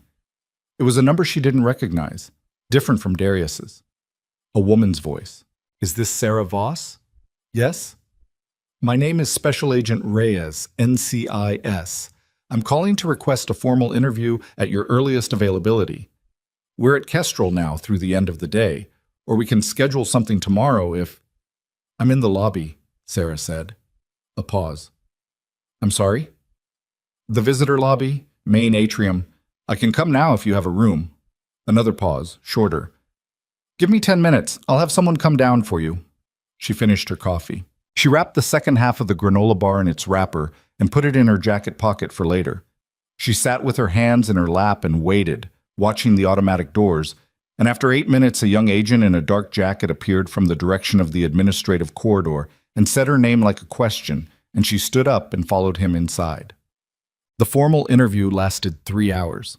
Reyes was precise, methodical, and thorough in the way of someone who understood that the value of testimony was in its consistency and specificity, and that anything vague or approximate would become a liability in a proceeding. She went through the morning in sequence: the initial chart review, the assessment of Witten's pain levels, the documentation she'd filed, the conversation with Dolores Pacheco, the sequence leading up to the confrontation in the hallway. She was specific about the confrontation itself. She described the physical event in clinical terms: the direction, the point of contact, the reaction of her body, the immediate aftermath. She described what Holloway had said before and after. She described Garza's position, what he'd been holding, what he'd done and hadn't done. She described picking up Witten's chart from the floor. Reyes asked about that, why she'd picked up the chart first. She thought about it. "It was the patient's record," she said. "It belonged to the patient." Reyes wrote something down. She couldn't read the angle. She gave them the time-stamped photographs from her phone, both of them. She gave them the contact information for Dr. Solis. She told them about the parking lot, the text from Darius Holt, the video. She told them about Terrell Baines and the Post, the shares, the news accounts showing up in the replies, things she'd seen on her phone the night before. When they got to the unauthorized re-entry, she didn't apologize for it. 6 patients came off that helicopter in critical condition, she said. I had the training and I was there. I made a clinical decision. Even knowing it was going to be used against you, it was already being used against me. She looked at Reyes directly. The suspension was going to become a termination regardless of what I did after. That decision had been made. I could go home and let 6 people have a worse outcome, or I could go in and help. That's what I chose. Reyes looked at her for a moment, then he wrote something else down. She didn't ask what. When the interview was over and she was signing the acknowledgement form, Reyes said, not looking up from his own paperwork, the access termination and the unauthorized re-entry charge, those are hospital administrative matters, not our jurisdiction. But our investigation will establish the context and timeline clearly, and that context is going to be on the record. She understood what that meant. She didn't say so out loud. She walked out of the interview room, collected her visitor badge from the desk, and went back through the lobby into the parking lot in the November air, which was colder than yesterday, the bay wind coming in harder off the water. By early afternoon, the story had moved. It had moved in the way that certain stories move when the specificity of the documentation catches up with the scale of the attention. When the thing stops being a viral clip and starts being something that journalists are calling institutions to verify. 2 news organizations had reached Kestrel's Public Affairs Office before noon, asking for comment on the video. The Public Affairs Officer, a young Navy lieutenant who had not been briefed on the NCIS investigation, and was therefore operating with incomplete information, had issued a holding statement that said the hospital took all allegations of misconduct seriously and was conducting an internal review. The phrase internal review had been in the statement for approximately 40 minutes before Reyes's office contacted the hospital's public affairs department and informed them that the matter was an active NCIS investigation, not an internal review, and that any future statements needed to be coordinated before release. The public affairs lieutenant had pulled the statement. Pulling the statement had, predictably, generated its own news cycle. By 2 p.m., that Holloway's name was in 3 separate published articles. 2 of them were careful.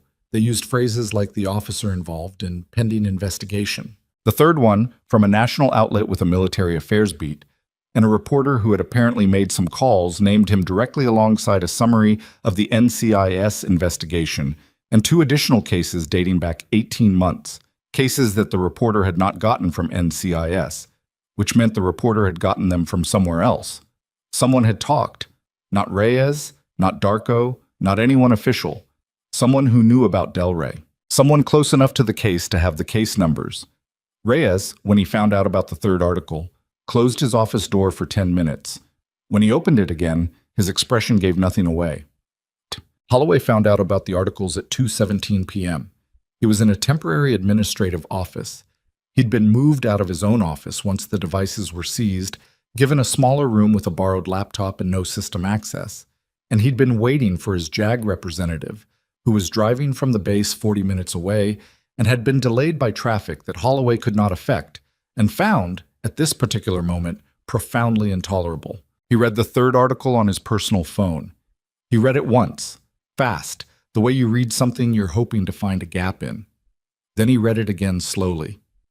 His name, the Witten case, the Del Rey case, a quote attributed to a source with knowledge of the investigation that said the NCIS inquiry was expanding beyond the initial assault allegation.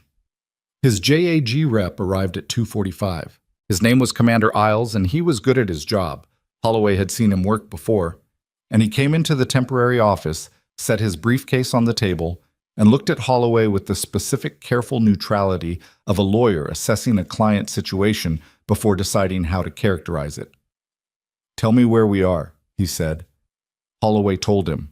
Devices seized. Garza in interview. Voss interviewed. Records frozen. 3rd article with his name in it. Retaliation charge added for the Baines suspension. Isles listened without interrupting. When Holloway finished, Isles opened his briefcase and took out a legal pad and a pen and wrote something at the top that Holloway couldn't see from across the table.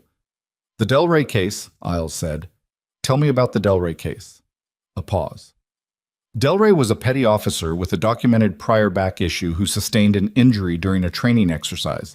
The injury was reviewed and found to be consistent with the pre-existing condition. The medical separation was appropriate. And the documentation? Another pause, shorter than the first but present. Documented accurately. Isles wrote something on the pad. "The imaging records from Del Rey's civilian orthopedist 2 months after separation. Have you seen those?" Holloway looked at the table. "Brett?" Iles's voice didn't change tone. "I need to know what I'm working with.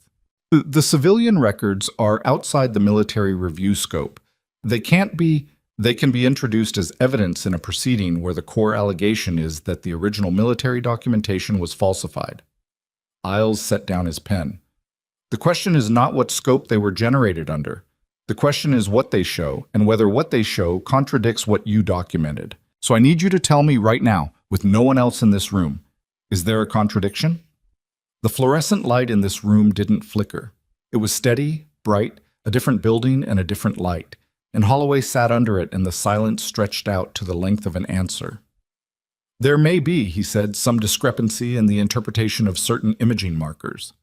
Isles looked at him for a long moment. Then he picked up his pen and wrote something else. "Okay," he said. "Here's where we are."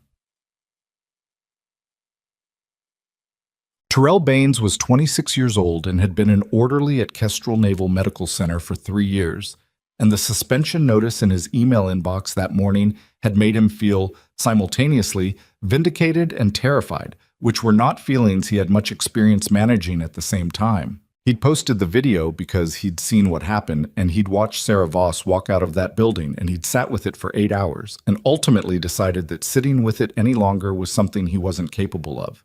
He hadn't thought about the shares. He hadn't thought about news organizations. He'd thought about the fact that he'd been in that hallway and had done nothing while it was happening, and posting the video felt like the smallest possible version of doing something. NCIS contacted him through his personal phone at 12:30. He met with Darko at 3 o'clock. He gave a full statement, what he'd seen, where he'd been standing, the suspension call from Garza, the sequence, and the timing. He confirmed he'd been in the hallway. He confirmed the video was unedited. He confirmed that he had had no instruction or coordination with anyone before posting it. When the interview was finished, Darko told him the retaliation complaint regarding his suspension would be included in the investigation record. Terrell walked out of the interview room and texted his mother, who had been waiting to hear from him. She sent back 3 words: "You did right." He put his phone in his pocket and went to find a chair somewhere quiet. At 4:30 p.m., Reyes requested a formal meeting with the hospital's chief administrative officer, Garrett Fenn. It lasted 40 minutes, and Fenn came out of it looking like a man who had spent several hours understanding that the positions he'd taken in the past 24 hours were going to require very careful explanation in a formal context. He called the hospital's general counsel immediately after. The conversation was brief. The counsel's first question was about the statement the public affairs officer had issued and then retracted. Fenn's answer to that question was followed by a silence on the line that lasted long enough to be its own kind of response. By 5 p.m., Fenn had reversed Terrell Baines' suspension and issued a written notice that the action had been taken in error. He had also formally elevated the Sarah Voss suspension to pending review status, which was not reinstatement but was a legal pause. It meant the administrative process couldn't proceed to termination while the NCIS investigation was active. He made both decisions with the particular decisiveness of someone who has realized that the cost of not making them is higher than the cost of making them, and who is not thinking in this moment about principle. Darius Holt ate his hospital dinner at 5:30, chicken that had been cooked past the point of objection and green beans that had been cooked past the point of being green, and sat with his tablet and read the news coverage and felt something that wasn't quite satisfaction but was adjacent to it. He had a follow-up message from Beckham. The JAG office had formally referred the Delray and Lance Corporal cases to NCIS as companion matters. The original case had become an umbrella. That was the phrase Beckham used. It's an umbrella now. And Darius understood what it meant. It meant that what had started as one nurse refusing to sign one document had opened something that went significantly deeper and wider than one morning in one hallway. He thought about Sarah Voss. He thought about how she'd sat in that chair in his room and been specific and careful and not performed outrage, not performed resolve, just been clear about the facts and clear about what she'd done and why. He'd known people like that. He'd worked with people like that. They weren't common. He sent her a text. Beckham confirmed the case expanded. 3 cases now under umbrella. Keep your phone on tonight. Her response came back in 2 minutes. I know about Delray? He replied, You will soon. Mbant. The press conference that nobody had planned happened at 6:45 p.m. It wasn't a formal press conference.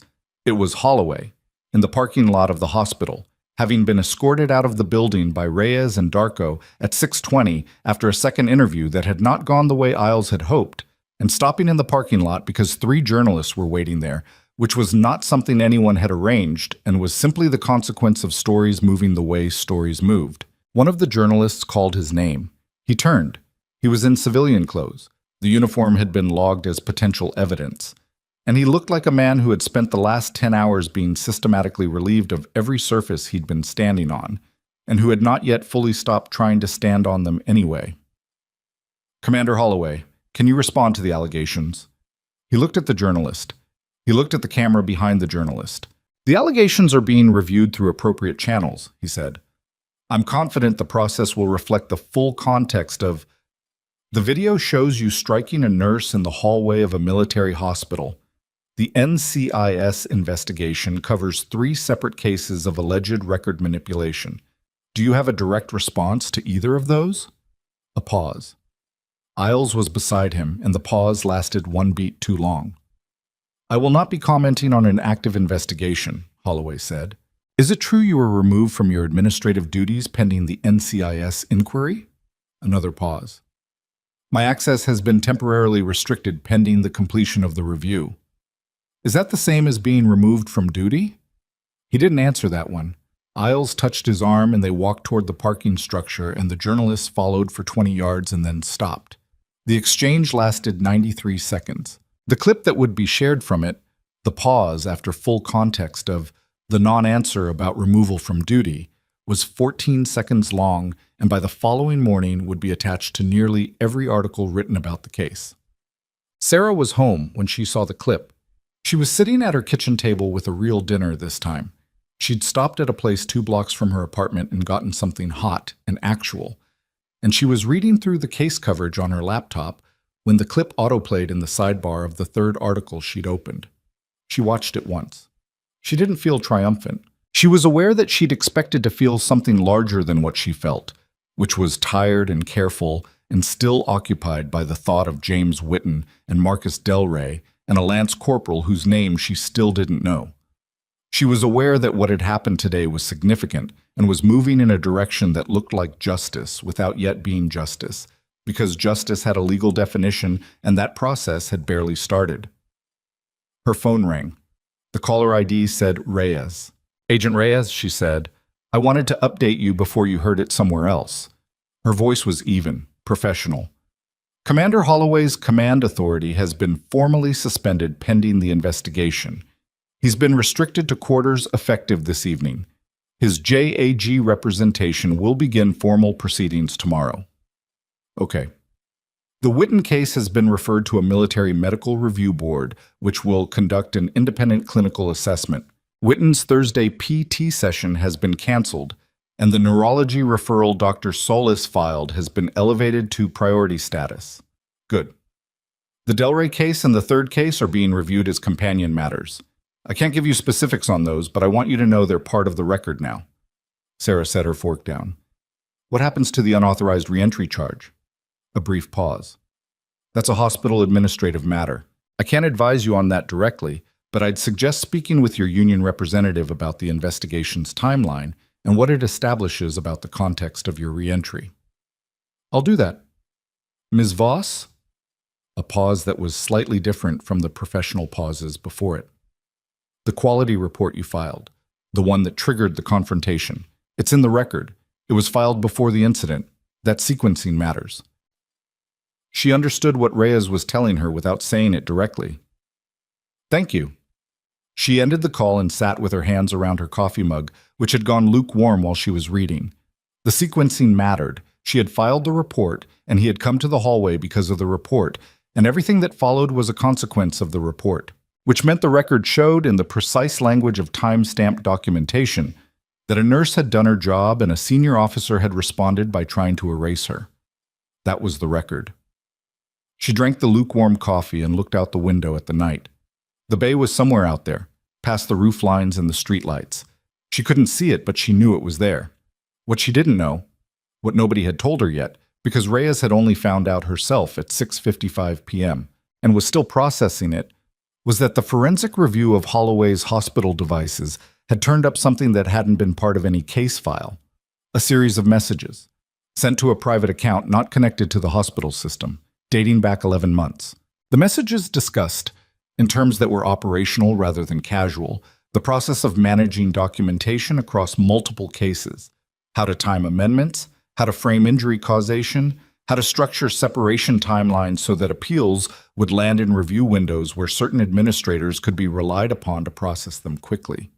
The messages were addressed to someone with no military affiliation, a name that didn't appear in any of the cases, a name that nobody, at 7 p.m. on a Wednesday, had seen before. Reyes was running that name right now.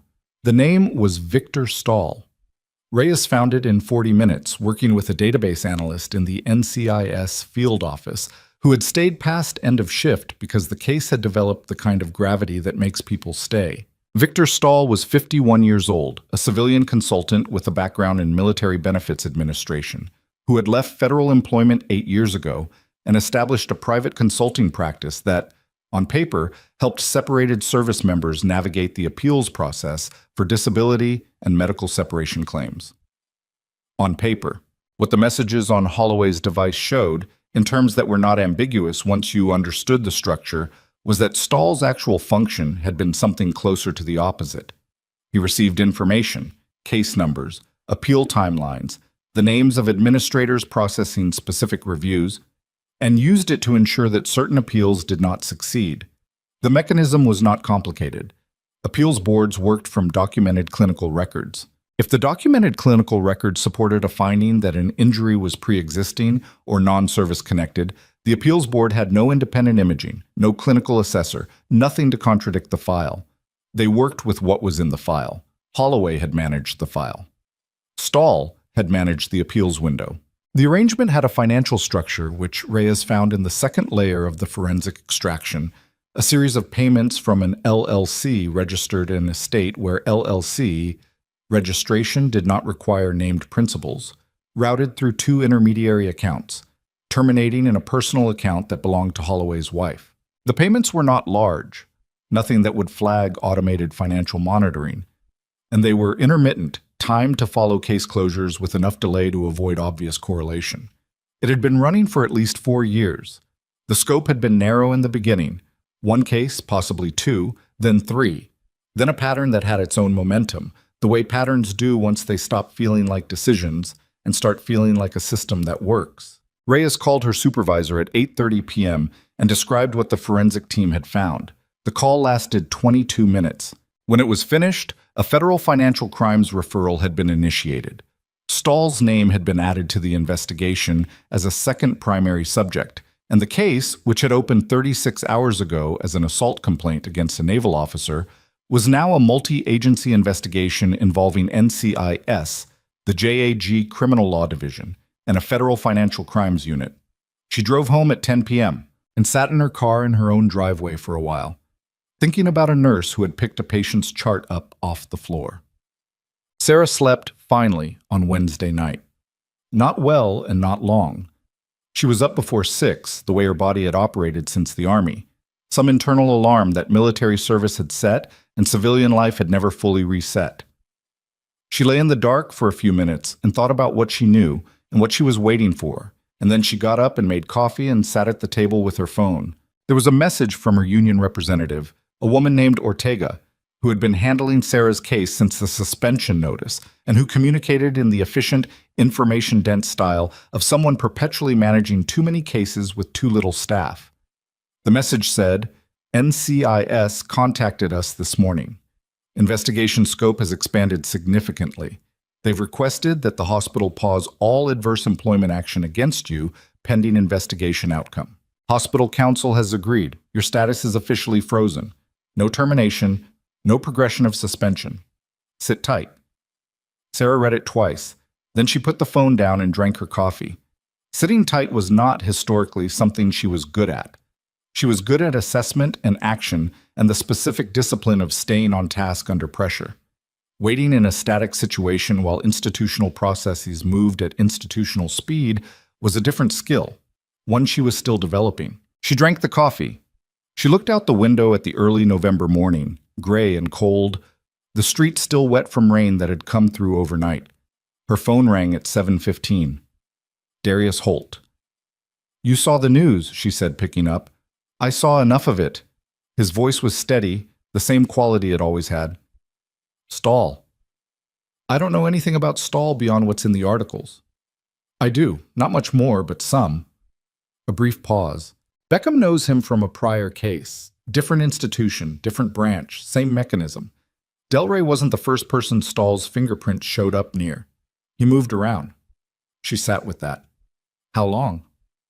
"Unknown. Beckham thinks potentially 6-7 years across multiple institutions. Holloway was probably not his only arrangement." The coffee mug was warm in her hands, and she looked at it and thought about 6 or 7 years, about the specific geometry of that.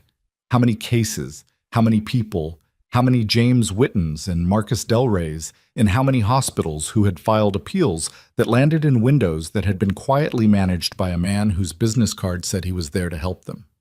"Does NCIS know?" she asked. "They found it themselves last night. Beckham said the referral went up to federal financial crimes before midnight." She was quiet for a moment. "I filed a quality report on one patient," she said. "Not as a complaint. More like thinking out loud, assembling the scale of what one quality report had turned into." "You did your job," Darius said. "That's all it was." "I know, I'm just—" She stopped. "I keep thinking about who would have filed it if I hadn't been there." He didn't answer that right away, which was the right response because there wasn't a clean answer. The honest answer was that someone might have eventually, or might not have, and the calculation of whether and when was the specific mechanism that arrangements like Holloway and Stahls relied upon, the probability that institutional inertia and the fear of consequences would keep enough people quiet enough of the time. "That's not something you can carry," Darius said finally. "What happened in this past to people you couldn't have known about? That's the investigation's job now. Your job was the chart in your hands." She nodded, even though he couldn't see it. The Military Medical Review Board convened on Corporal James Witten's case on Friday of that week. It was not a comfortable process, and it was not fast. Witten sat through 2 assessments on consecutive days, each one thorough in the way of things that are being done correctly rather than conveniently, and the neurology team at Kestrel, brought in on Dr. Solis's elevated referral, conducted independent imaging that showed what Sarah's clinical instinct had suggested from the beginning, a more significant compression than the original documentation reflected, affecting 2 vertebral levels rather than 1, with evidence of the kind of nerve involvement that made aggressive early mobilization not just premature but potentially damaging. The board's preliminary report, issued the following Monday, recommended immediate revision of Witten's treatment protocol, a 6-week pause on all PT pending neurological assessment, and an upward adjustment of his pain management to appropriate clinical levels. It also formally flagged the original documentation as requiring investigation for accuracy, which was bureaucratic language for something that was not bureaucratic at all. Witten was told about the board's findings by Dr. Solis on a Monday morning. He sat with it for a while.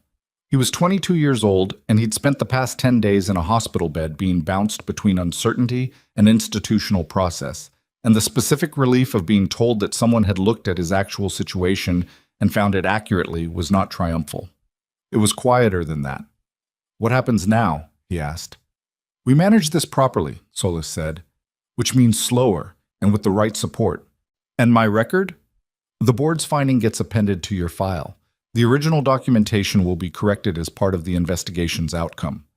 She looked at him directly. "You're not getting separated on a falsified record, Corporal. Not from this." He looked at the window. The bay was visible from his room on a clear day, and it was a clear day. "There was a nurse," he said. "The one who... I know who you mean. Can you tell her something for me?" Solis waited. "Tell her the pain was real," he said. "And she was the first person who..." He stopped. His jaw tightened. He was 22 and he'd been in this bed for nearly 2 weeks, and he'd held it together through most of it. She was the first person who asked what the real number was. Solis delivered the message to Sarah that afternoon by text, word for word. Sarah read it in her apartment and sat with it for a long time and did not try to make it into anything other than what it was. Bubish. The formal charges against Brett Holloway were filed 18 days after the incident in the hallway. The count sheet was specific and public because military legal proceedings of this nature became part of the institutional record. Assault on a civilian hospital employee, falsification of official military medical records across 3 documented cases, obstruction of a patient safety reporting process, retaliation against a federal witness, and conspiracy to commit fraud in connection with military benefits administration. The last charge added after the Stahl connection was established and documented. Victor Stahl was charged separately. Federal charges, Financial Crimes Unit, with conspiracy to defraud the military benefits system, obstruction of administrative appeals proceedings, and receipt of unlawful payments in connection with official military functions. His LLC was dissolved by court order. The intermediary accounts were frozen. The financial crimes investigation was still expanding when Holloway's charges were filed. It would continue to expand for months, picking up threads in 2 other installations where Stahl had operated prior to his arrangement with Holloway. The full scope of what he'd done across 6 years and 4 institutions would take nearly a year to establish, and the number it eventually produced, the estimated total of benefits denied through manipulated documentation, was not a number anyone who read it forgot quickly. Lieutenant Garza cooperated fully with the investigation and received a formal reprimand and a reduction in duties pending a separate review of his role in co-signing falsified documentation. His cooperation was noted in the record. His case was distinct from Holloway's in the specific legal sense that the distinction mattered, Though it was not a comfortable distinction to hold, the line between compliance under pressure and complicity had a location, and Garza had spent a long time standing close to it without looking directly at where it was. He was going to have to live with that knowledge. That was its own kind of consequence. Holloway entered a not guilty plea at arraignment. His legal team pursued the strategy that legal teams pursue when the documentary evidence is substantial and the video evidence is unambiguous. They attacked process, timeline, the chain of custody on the devices, the credibility of witnesses. It bought time. It did not change the foundation. The court's martial proceeding lasted 4 days. The verdict took the panel 2 hours and 40 minutes, guilty on all counts. The sentencing, delivered 3 weeks later, included dismissal from military service, forfeiture of retirement benefits, 36 months confinement for the combined fraud and assault charges, and a permanent federal record that would follow him out of every room he entered for the rest of his life. He stood for the sentencing in his civilian clothes. He had not been in uniform since the devices were seized, and his face, when the findings were read, went through a sequence that was not dramatic. It was smaller than dramatic. It was the expression of someone who had believed, across 14 years in multiple managed situations, that they were the kind of person things worked out for, confronting the specific moment when that belief turned out to have been the most expensive thing they'd ever carried. He was escorted out. The courtroom emptied in the ordinary way that courtrooms empty, people standing, gathering coats, the ambient noise of institutional process resuming its normal rhythm. Special Agent Reyes was in the back row. She watched him go. She'd built the case file that made the verdict possible, and she was not unaffected by what she'd found inside it, by Del Rey and Witten and the others, by the years of it, by the understanding that the mechanism had run for as long as it did because it was quiet and because the people it harmed had less institutional weight than the man doing the harm. She thought about that on the drive back to her office. She thought about what it meant that the whole architecture had become visible because a nurse had refused to change a number in a chart. Not because someone had investigated, not because the system had caught it, because one person had done their job with enough precision to make the lie visible. That was not a comfortable thing to think about. The fragility of it, the contingency. It had almost not happened. It had almost stayed buried. The specific and unrepeatable combination of a quality report and a phone in the right hands, and a patient who found the courage to file his own complaint, and a doctor new enough to the institution to not yet know who owned what territory. Any one of those things being different, and the outcome was different. She parked her car and sat in it for a minute. Then she went back to work. Sarah's formal reinstatement came through on a Thursday morning, 6 weeks after the suspension. Not a conditional reinstatement, not a pending review. A full restoration of her employment status, her nursing credentials, her access to the facility, accompanied by a written statement from the hospital's board of directors acknowledging that her suspension had been issued in error and that the quality report she'd filed had been procedurally correct and clinically appropriate. The statement had gone through 4 drafts before the board's council approved it. Sarah's union representative had reviewed all 4 and pushed back on the 3rd, which had used the phrase in light of the investigation's findings in a way that framed the vindication as dependent on external circumstances rather than on the correctness of her original actions. The final draft said what was true. She had done her job correctly, and the action taken against her had been improper, and the hospital regretted it. Ortega called her to deliver the news and added, in the efficient and largely unemotional way she delivered most things, "The unauthorized re-entry charge has been formally withdrawn. The board's council reviewed the mass casualty timeline and determined that pursuing it was not in the hospital's interest given everything else in the record." "That's a diplomatic way to put it," Sarah said. "It's the accurate way," Ortega said. "Congratulations, Voss. Don't let them do this to you again." She hung up and sat at her kitchen table with her phone in her hand and the Thursday morning light coming in through the window at an angle that made the coffee steam visible, rising and dispersing, rising and dispersing. She was aware that she should feel something clean and complete, and she did feel something. Relief was real, and the weight of 6 weeks of procedural limbo lifting was real. But it was layered, the way things that have cost something always are. She thought about what it had taken to get here. Not the investigation and the charges and the proceedings. She meant before that. She meant the chart on the floor and the decision to pick it up. And the quality report filed at 8:20 in the morning on an ordinary shift, and the specific refusal at the moment she was ordered to change a number, to change the number. It hadn't felt like a pivotal moment. It had felt like doing her job. That was the thing she kept coming back to, the thing she couldn't quite make fit into the narrative that other people were now constructing around what had happened. The reporters who called the story a whistleblower case, the hospital administrators who used phrases like moral courage, the union representatives who were already citing it in their institutional advocacy materials. All of that was real. She wasn't dismissing it. But the thing that had started everything was not heroism. It was just competence. It was just looking at a patient and knowing his pain score was wrong, and writing down the right number and not unwriting it when someone told her to. The consequences of that were contingent and enormous, and had touched lives she would never fully know about. That was also real. And the distance between those two things, between I wrote down the right number and the case expanded to 4 years and 6 institutions, was the distance that kept her awake sometimes, not in a bad way, but in the way of something that resisted being fully understood. She called Darius. "It came through," she said. "I know. Beckham told me this morning. You have a better information network than I do, and you're still in a hospital bed." "I'm being discharged Monday," he said. There was a brief pause. "Thought you should know." She didn't know exactly what to say to that. She settled for, "How's the hip? Functional? Still angry about stairs?" "That's fair." A pause. "I owe you something." "No." "Darius, I had a phone and I used it. That's all I did." His voice was flat, not dismissive, but precise. He meant it literally. "You're the one who filed the report. You're the one who was still in the parking lot when the page went out. I didn't do any of that part."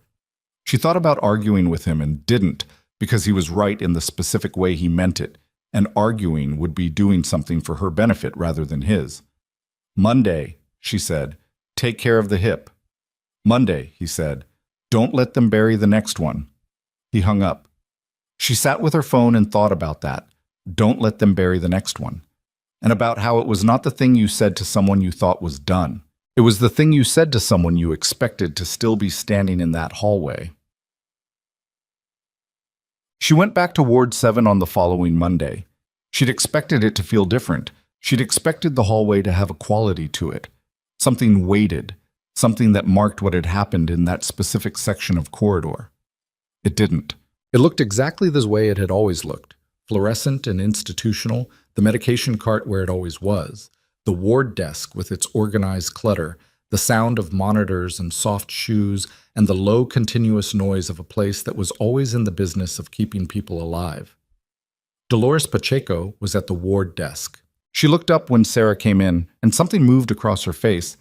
Not guilt exactly, but the acknowledgement of something that had been sitting between them without being addressed. She had stayed quiet during the worst of it. She had warned Sarah and then done nothing further. Sarah had thought about that during the past 6 weeks more than she'd expected to. She stopped at the desk. "Voss," Dolores said. "Pacheco." A moment between them, neither of them filling it immediately.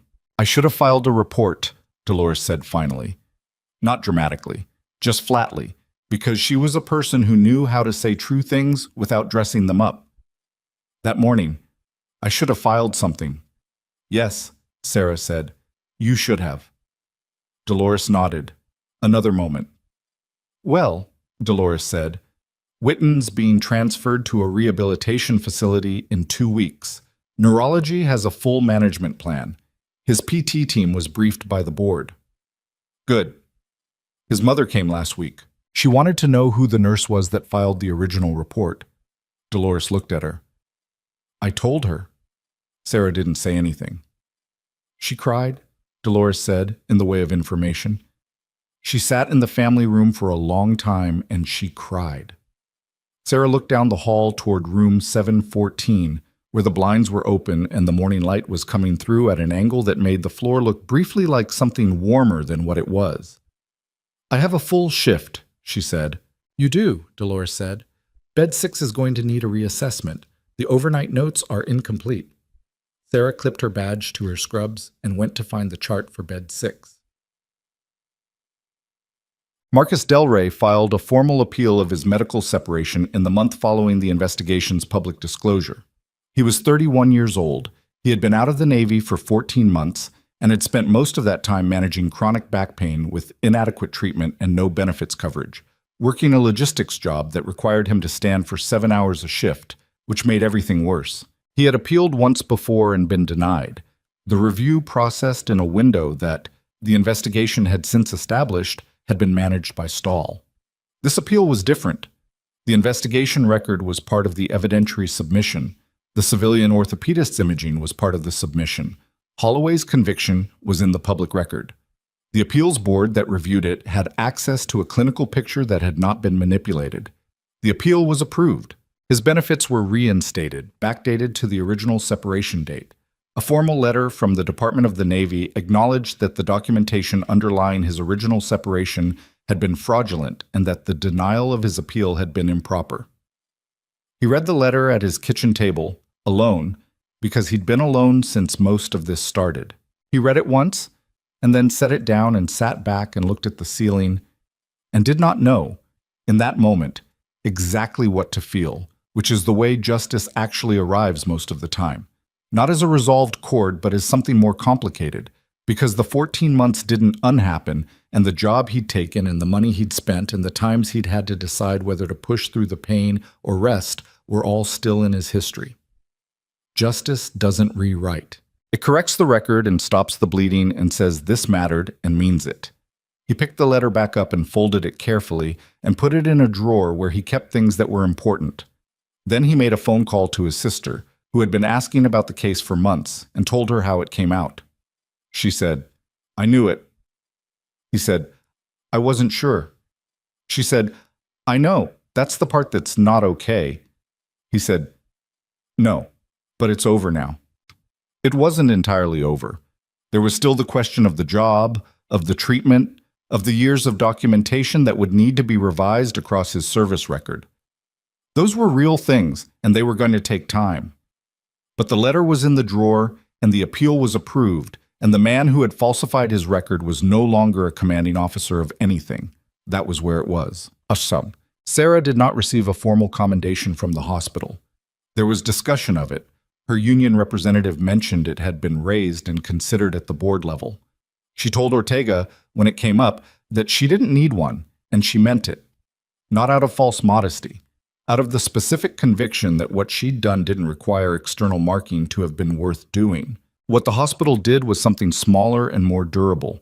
They revised the Ward 7 patient safety protocol to include a provision clarifying that quality reports filed by nursing staff could not be retracted under supervisory directive without independent clinical review. The provision was added to the Institutional Compliance Manual. It was not named after her. It was just there. A policy, a line in a document that most people would never read that said the thing that should always have been true. She knew about it because Solis mentioned it one afternoon in the break room, not as a ceremony but as an update. "You know they added a provision to the quality reporting protocol," Solis said, not looking up from her chart. "I heard.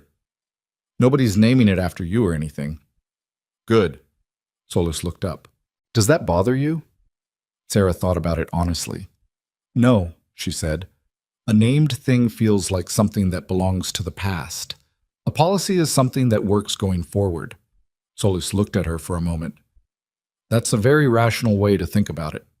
"I'm a nurse," Sarah said. "We're pragmatic." She picked up her chart and went back to work.